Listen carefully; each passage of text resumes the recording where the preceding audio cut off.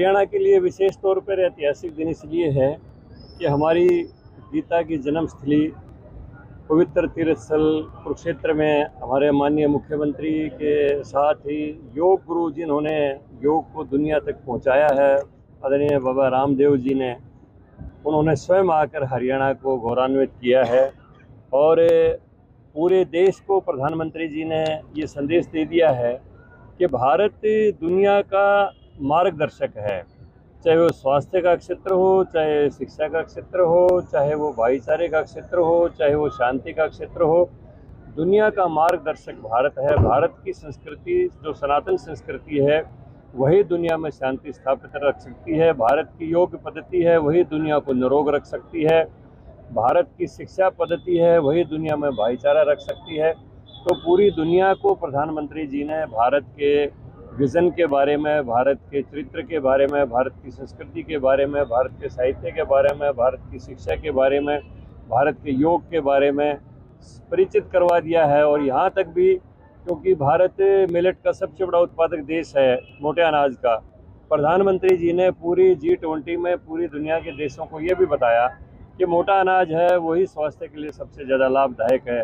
और उसके साथ साथ 26 दिसंबर में जो है ना, हमारा जो ध्यान मतलब दिवस, जैसे योग दिवस है, ध्यान दिवस भी हमारा एक नई शुरुआत है, क्योंकि ध्यान पद्धति भारत की प्राचीन पद्धति है।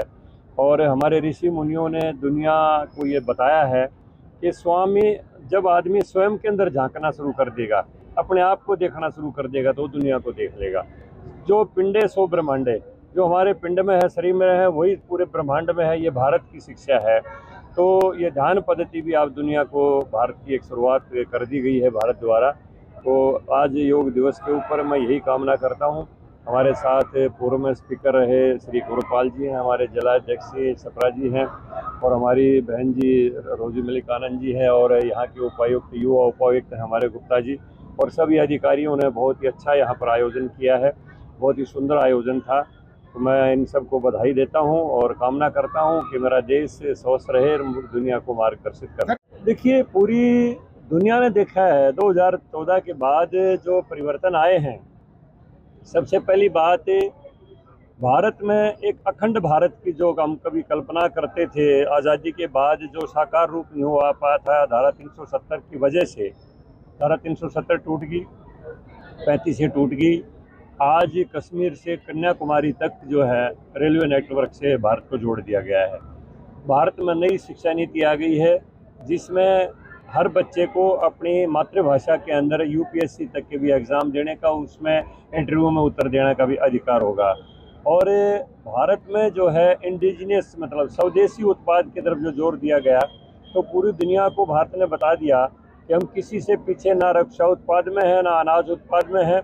हमारी ब्रह्मोस मिसाइल ने, हमारी आकाश मिसाइल ने जो 9 टारगेट तय किए, बिना इंटरसेप्ट हुए जो है ना, एक टारगेट के ऊपर अचूक निशाना हमारी सेनाओं ने जो किया है, भारत ने दिखा दिया है कि हम किसी भी मामले में, सामरिक शक्ति हो, युद्ध की शक्ति हो, शिक्षा की पद्धति हो, स्वास्थ्य की पद्धति हो, दुनिया में भारत एक उभरता हुआ जो कभी देश कहा जाता था, आज वो उभरे हुए देशों में है। भारत की जो आर्थिक स्थिति है वो अब 4थे स्थान के ऊपर भारत आ गया है। और 2026 तक प्रधानमंत्री जी का संकल्प है कि हम तीसरी महाशक्ति बन जाएंगे। और 2047 में जिस समय आज़ादी के 100 वर्ष पूरे होंगे, तो भारत दुनिया का सिरमौर देश होगा। ये 11 साल की उपलब्धि के परिणाम स्वरूप ये सारी उपलब्धि आई है।